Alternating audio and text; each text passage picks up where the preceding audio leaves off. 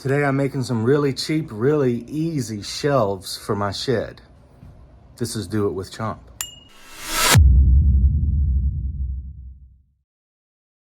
So I've got this big shed out back, and basically everything was just kind of stacked up in here.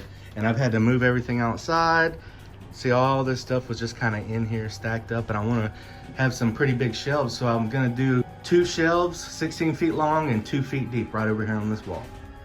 I'm using these 1932 or 5/8 sheets of 4x8 OSB that I got from Home Depot for 26 bucks a piece. I had them rip them right down the middle for me, so I needed 2 of them to get my 4 runs. Now, OSB is pretty coarse.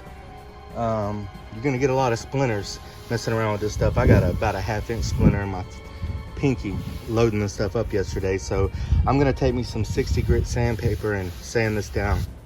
Now, to seal the wood, I'm using this Olympic Water Guard.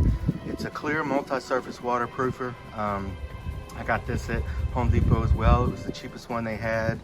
I don't remember, I think it was like 15 bucks or something, but it's a whole gallon. There's no way I'm gonna use a gallon of this stuff. So I'm just basically putting it on with a roller, and then I'm going back and I'm tipping it out with my brush. And I'm probably gonna put 2 coats on it. This stuff is really thin, so don't think you're gonna be able to use this like paint, because you're not. So I'm just rolling it like so, and then for the sake of time, I'll just show you. And then you see all these runs and things like that. You just kind of tip it out with a brush, kind of like if you were painting a door. You know, if you wanted to paint a door the fast way, you would roll it, and then you would tip it out with your brush and get rid of all the roll lines and try to keep as many of those brush lines out of there as possible. But that's about it, and I'm gonna do that on both sides, not just the side that I sanded, but both sides, probably 2 coats. Because if you don't do this and you have a shed like mine, moisture is gonna get in there, and this OSB is gonna start to buckle really bad. So I recommend sealing it. You can also paint it if you want to, or use any kind of wood sealer. You could put stain on it and polyurethane, but I'm not doing that. I just did this. I don't care about painting it or coloring it or anything, so this is all I need. All right, so I got these pressure treated 2x4s left over from another project that I had. I actually have already used these, so there's screw holes in the end, but that doesn't matter. And I'm cutting them all at 2 feet, and then I'm gonna cut half of them. I'm gonna cut a 45-degree angle on the end of half of them.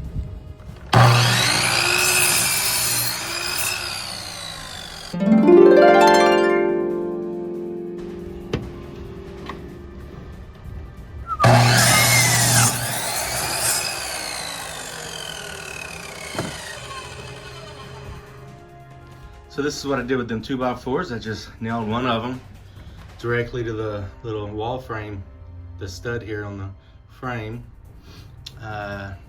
Threw a level up here to make sure it was level. I pre-marked the wall with my lines, by the way, so I had them all level. And then I used that 45, the one that I cut the 45, and put that one right there. And I had to add a scab right here to make up for the extra space, so I didn't have to cut my OSB. But get about a 1/2 inch lip, so that's fine. But yeah, I think this is gonna be pretty solid.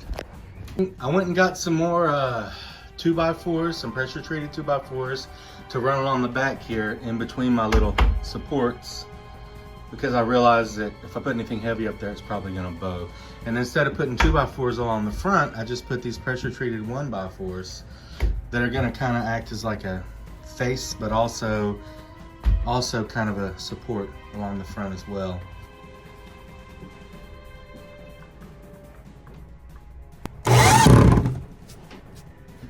Well, there you have it.